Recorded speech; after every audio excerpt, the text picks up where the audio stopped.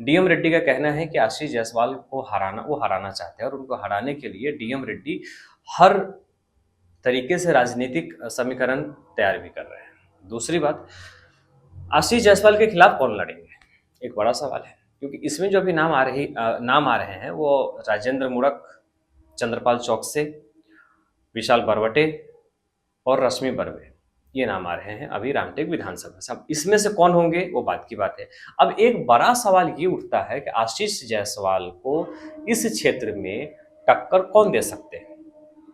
इस वजह से दो तीन नाम जब हम लोगों से चर्चा किए, जैसा कि वही आकलन के हिसाब से मैं आपसे बात भी कर रहा हूँ, दो तीन नाम आता है। पहला राजेंद्र मूरख का नाम आता है कि राजेंद्र मूरख आशीष जायसवाल को अच्छा फाइट दे सकते हैं। दूसरा डीएम रेड्डी, क्योंकि रेड्डी आदिवासी का उनका पट्टा रहा है, आदिवासी में उनका एक अच्छा पकड़ रह चुका है।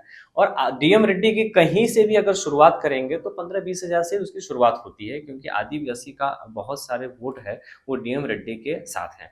डीएम रेड्डी की छवि शुरू से ही, हालांकि एक ही टर्म आमदार रहे, विधायक रहे, साफ छवि की मानी जाती है, ईमानदार छवि की मानी जाती है। अपने बातों से थोड़ा सा वो बोलने में कड़वाहट महसूस करवा देते हैं लोगों को, लेकिन बताया जाता है कि वो दिल के सच्चे हैं, ये डीएम रेड्डी। राजेंद्र मूरख की बात करेंगे, राजेंद्र मूरख एक, अगर हम वीक पॉइंट की अगर बात करें एक आकलन के हिसाब से, तो ये है कि पहले उन्हें वो कामटी से तैयारी कर रहे थे और कामटी छोड़ने के बाद अब वो रामटेक से तैयारी कर रहे हैं। जो कार्यकर्ता कामटी में जुड़े थे वो कहीं न कहीं से थोड़ा सा नाराज होते हैं राजेंद्र मूरख से, क्योंकि जैसे रामटेक में लोग जुड़े हुए वैसे तो कामटी में भी लोग जुड़े थे ना। तो वो नाराजगी एक राजेंद्र मूरख के खिलाफ कामटी में है और अब वो रामटेक में है।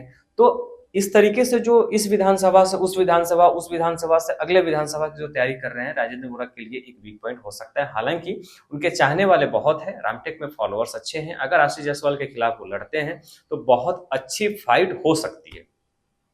वहीं दूसरी ओर बात करें डीएम रेड्डी, वो एक अच्छा फाइट दे सकते हैं। विशाल बरवटे अभी अभी राजनीति में आए हैं, 2-3 साल से अभी अभी क्षेत्र में आए हैं, पेशे से बिजनेसमैन हैं, तो वो कितना असर कर पाएंगे इस बारे में खुलकर कहना अभी काफी मुश्किल होगा। आशीष जायसवाल के बारे में बात करें तो आशीष जायसवाल यहाँ से 3-4 बार विधायक रह चुके हैं, तो विधानसभा के हर वार्ड का समीकरण आशीष जायसवाल के पास में है। उन्हें पता है कि कौन क्या कर सकता है, क्या अच्छा होगा, क्या बुरा होगा। हर जो समीकरण ज्यादा मात्रा में आशीष जायसवाल के पास में है, तो एक आशीष जायसवाल का एक वो प्लस पॉइंट में है। हालांकि नतीजे तो रिजल्ट के बाद ही पता चलेगा।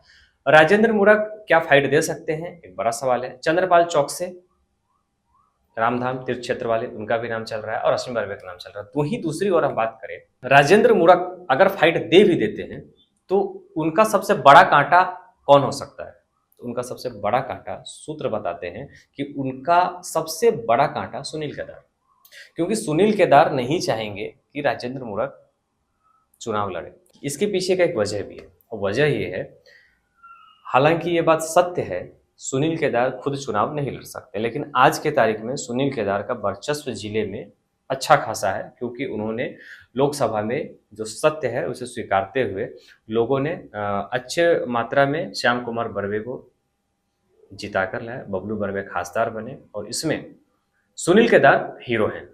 अब मान लेते हैं थोड़ी देर के लिए राजेंद्र मूरख चुनाव लड़ते हैं और थोड़ी देर की ये भी संभावनाएं मान लेते हैं वो चुनाव जीत जाते हैं, तो जो जनप्रतिनिधि होगा और सरकार अगर महाविकास आघाड़ी की बन गई तो मूरख जी को मंत्रिमंडल मिलना तय है।